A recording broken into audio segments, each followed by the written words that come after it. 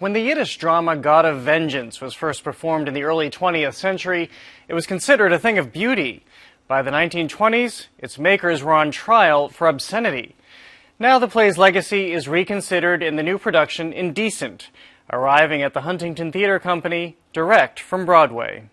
We have a story we want to tell you about a play that changed my life. Indecent is Pulitzer Prize winner Paula Vogel's new play about an incendiary one. Written more than 100 years ago, God of Vengeance is a Yiddish drama by Polish playwright Sholem Asch. It's about a brothel owner eager to see his daughter move up in society by marrying a rabbi's son. The only hitch is the daughter has fallen in love with a prostitute downstairs. So imagine this being written in 1906. The first love presented between two women, and certainly the first kiss. In Indecent, Vogel tracks the play from its inception to its resurrection during World War II. She's found a kindred spirit in channeling the youthful, audacious playwright. Once upon a time, I was a young playwright myself, so I do think that there's a young playwright principle where you want to walk into the salon and light the bomb and throw it into the salon. Here's my new play.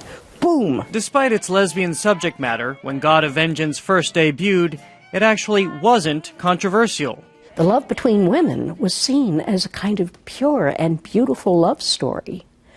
By the men in the Yiddish salon, in the Yiddish Renaissance, it was seen as something that was beautiful. It went on tour from 1907 all over Europe. The scandal came when God of Vengeance finally opened on Broadway in 1923.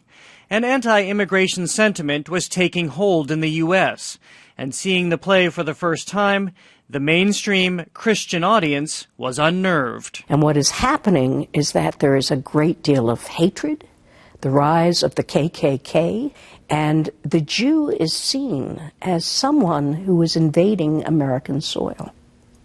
So here, all of these issues, it's when people say, what is Indecent about? Yes, it's about a play, but it's really not about the censorship of the play. It's really not just all of the multiple love stories.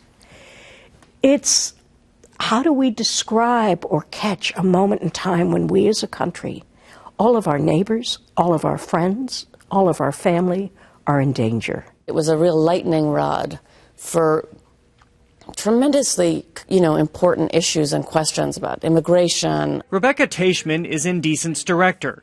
She discovered God of Vengeance as a graduate student at Yale, which also houses Sholem Asch's papers. He's asking about what, in a deeply corrupt world, is there the potential for true love in a world that conspires so heavily against the basic principle of love. Shortly after the play opened on Broadway, it was actually a rabbi who filed a complaint, concerned over how his community was being portrayed.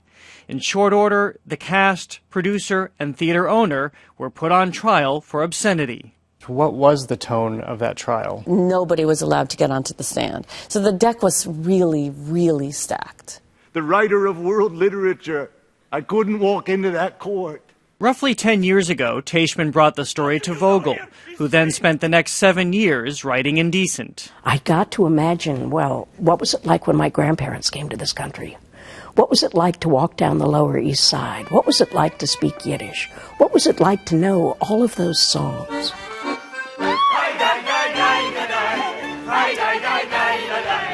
Music is both instrumental to how Indecent unfolds and how Vogel writes. She creates soundtracks to guide her through each act. Of all the boys I've known, and I've known some. At my computer, and the music is so very beautiful. It made me weep every night. My heart grew light and this old world seemed new to me. I feel that music is the most pure art form. I hope I don't get drummed out of the Dramatists Guild for saying this. But I feel that music is pure emotion. When it opened on Broadway in 2017, Indecent marked the legendary playwright's long overdue Broadway debut. And Teichman won a Tony for her direction. Musically, it feels like we bottom out for too long with the pause. I don't know that I see it as a personal validation, but a real deep kind of honoring of the power of this story. The production here is a rare remounting of the Broadway one, with nearly the full cast intact. As Indecent continues to find life, its creators say it also continues to find resonance. I'm heartbroken, honestly, to say. It feels more and more relevant than I wished, I ever could have wished it would. I am done being in a country that laughs at the way I speak. I feel that this is a play about us knowing in this moment of time, who are the immigrants in America?